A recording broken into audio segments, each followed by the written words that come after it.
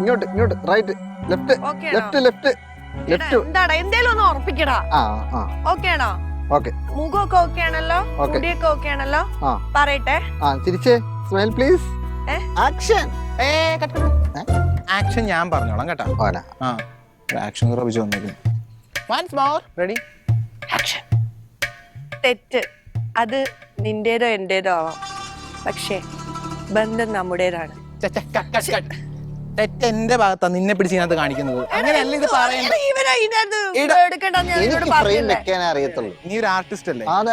Feel കിട്ടുന്നുണ്ടോ നിനക്ക്? കിട്ടിയിട്ടില്ല. നീ ഇങ്ങോട്ട് നോക്കാം. നീ ഇവിടെ നിക്ക്, ഞാൻ കാണിച്ചു തരാം. ശ്രദ്ധിച്ചു നോക്കാം. ഡയലോഗ് എന്തായിരുന്നു? തെറ്റ് എന്റെ ഭാഗത്തല്ല. എന്താ തെറ്റ്? നീ പഠിച്ചിട്ട് പറഞ്ഞു, ഞാൻ പറഞ്ഞിട്ടില്ല. നിങ്ങൾ ശ്രദ്ധിച്ചു നോക്കാം, കുറച്ചുകൂടെ ഫീല് വരണം. ഞാൻ റെക്കോർഡ് ചെയ്യുവാണേ. തെറ്റ് അത് എന്റെയോ നിന്റെയോ ആകാം, പക്ഷെ ബന്ധം അത് നമ്മുടേതാണ്. ശുഭദിനം. നീ ആരുടെ? സുരേഷ് ഗോപിയെ ബന്ധം എന്നൊക്കെ പറയാൻ? എടാ ഇങ്ങനെ പറഞ്ഞാലേ ആൾക്കാര് അല്ല എനിക്ക് വേണ്ട. തെറ്റ് അത് എന്റേതോ നിന്റേതോ ആവാം, പക്ഷേ ബന്ധം അത് നമ്മുടേതാണ്. ഇങ്ങനെയൊക്കെ പറഞ്ഞ എന്നെ ആൾക്കാർ കല്ലെറിയും. നിനക്ക് ഈ സാധനം വൈറലാവണോ? വൈറലൊക്കെ ആവണം, ഫോളോവേഴ്സ് കൂടണോ? കുറച്ച് ഇതൊരു മോട്ടിവേഷനാ. നിന്റെ ഇത് കണ്ടു കഴിഞ്ഞാൽ കഞ്ഞി വെള്ളം പോലും ആരും കുടിക്കില്ല. എടാ എന്തുവാടാ? അതായത് ഞാനൊരു പെണ്ണല്ലേ, ഒരു പെണ്ണ് വന്നിട്ട് ഇങ്ങനെ തലോടുന്ന പോലെ വേണം പറയാൻ. അത് നിങ്ങൾ അങ്ങനെയല്ല പറയാ. ജീവ നീ ഒന്ന് കാണിച്ചു കൊടുത്തേ. നീ വലിയ ആക്ടർ അല്ലേ? നീ അഭിനയിക്കും. എടാ നമ്മള് നൈർമല്യത്തോടു കൂടി വേണ്ടേ പറയാൻ, അല്ലേ? നീ ഇപ്പൊ ഒരു വീഡിയോ കാണാണ്, നിനക്ക് സ്നേഹത്തോട് പറഞ്ഞു തരുമ്പോഴല്ലേ ഇഷ്ടാവാ? അവനൊന്ന് പറഞ്ഞോട്ടെ. എന്നാ ശരി, നീ വാ.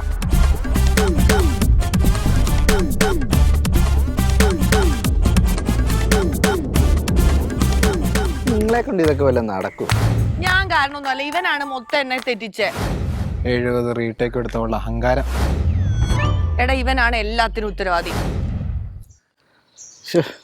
നിങ്ങളെ കൊണ്ട് നടക്കൂല. അതൊക്കെ വേണ്ട, നമുക്ക് ഗീവ് അവേയുടെ റീൽ ചെയ്യാം. ഗീവ് അവേയുടെ റീൽ ചെയ്യാൻ പറ്റ പാത്രം ഉണ്ടോ? പ്ലേറ്റ് ഇല്ലേ? പ്ലേറ്റ് ഉണ്ടാ? പ്ലേറ്റ് വന്നല്ല. പ്ലേറ്റ് വന്നു. എന്നാ നമുക്ക് ആ റീൽ ചെയ്യാം. ചെയ്യാം.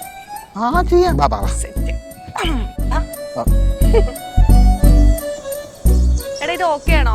ഡ്രസ് കുറച്ച് മോഡേൺ ആക്കാൻ, പക്ഷെ അതെനിക്കൊരു കോൺഫിഡൻസ് കിട്ടാത്ത. പറയട്ടെ. നീ എന്താ ഹോട്ടലിലെ വെയിറ്ററാ? ഇത് ഇങ്ങനെ പിടിക്കണേ? മര്യാദക്ക് പിടിക്കേ.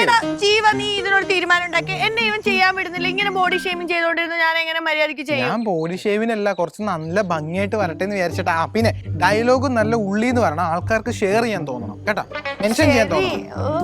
കാണാൻ വർത്താനം അതിനകത്ത് പറഞ്ഞേക്കിട്ടോ. ശരി, ഞാൻ ക്യാമറ മാത്രമേ നോക്കത്തുള്ളൂ. Rolling action. Hello guys. അടാ ഒന്നും കൂടെ റീടേക്ക് ആണേ. ഒരു മിനിറ്റ് ഇപ്പൊ ശരിയാക്കാം.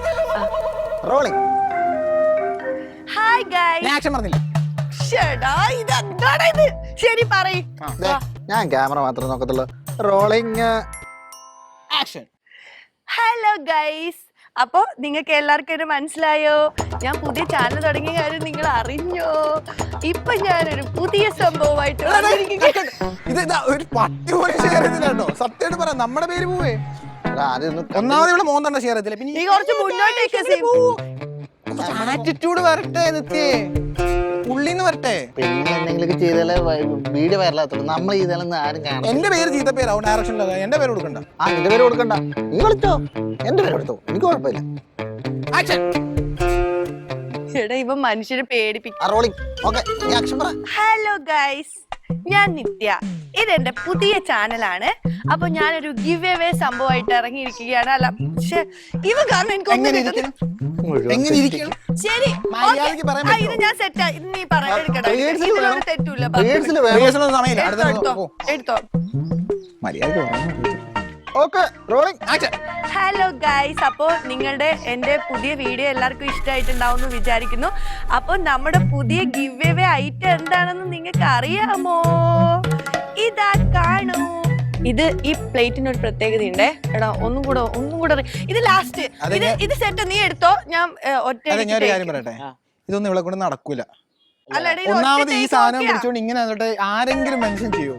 ശരി, ആ സമയത്ത് തന്നെ അൺഫോളോ ഉള്ള ഫോളോവേഴ്സ് കൂടെ പോകും. തമാശ അല്ല കേട്ടോ. ഇത് എങ്ങനെ പിടിക്കണമെന്ന് പറഞ്ഞു കൊടുക്ക നീ. ശരി, ഒറ്റ ടേക്ക് ഇനി പറയണ്ട, ഇത് ലാസ്റ്റ് ടേക്ക്. വാ, ഇത് ലാസ്റ്റ് ടേക്ക് മര്യാദക്ക് പറഞ്ഞോണം കേട്ടല്ലോ. ഫോണിൽ ചാർജ് ഇല്ല. ആക്ഷൻ. ഹലോ ഗൈസ്, ഞാൻ നിത്യ. എൻ്റെ പുതിയ ചാനൽ നിങ്ങൾ എല്ലാവരും കണ്ടിരിക്കുമെന്ന് വിചാരിക്കുന്നു. ഇപ്പം ഞാനൊരു പുതിയ ഗിവ് അവേ സംഭവമായിട്ട് വന്നിരിക്കുകയാണ്. ഈ പ്ലേറ്റിന്റെ പ്രത്യേകത എന്താണെന്ന് നിങ്ങൾക്ക് അറിയാമോ? ഈ പ്ലേറ്റ് നമ്മുടെ ബുദ്ധൻ ഉണ്ടല്ലോ, ബുദ്ധൻ ആൽമരത്തിന്റെ കീഴിൽ തപസ് ചെയ്യുമ്പം അതിന്റെ ഇടവേളകളിൽ അത്തിപ്പഴവും കട്ടൻ ചായയും കുടിക്കാൻ വേണ്ടി ഉപയോഗിച്ച പ്ലേറ്റ് ആണ് ഈ പ്ലേറ്റ്.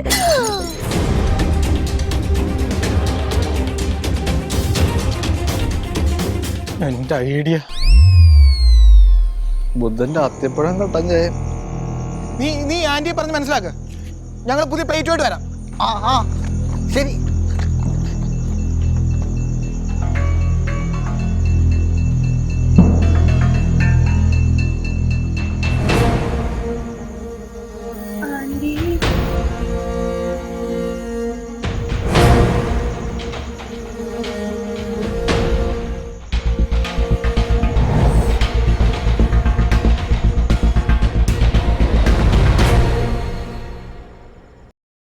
എന്താ പുറകെ വന്ന് തൊഴുത് പിടിച്ചിരിക്കുന്നത്? അത് ഞാൻ ആന്റിന്റെ ആരോഗ്യത്തിന് വേണ്ടി പ്രാർത്ഥിക്കായിരുന്നു. കാരണം ആന്റിയാണല്ലോ ഞങ്ങൾക്കൊക്കെ ഫുഡ് ഉണ്ടാക്കി തരുന്നത്. എന്റെ കർത്താവേ, ഈ നൂറ്റാണ്ടിലെ ഏറ്റവും വലിയ നുണ. ആന്റിക്ക് ഞാൻ എന്ത് പറയുമ്പോഴും നുണയായിട്ട് തോന്നേ?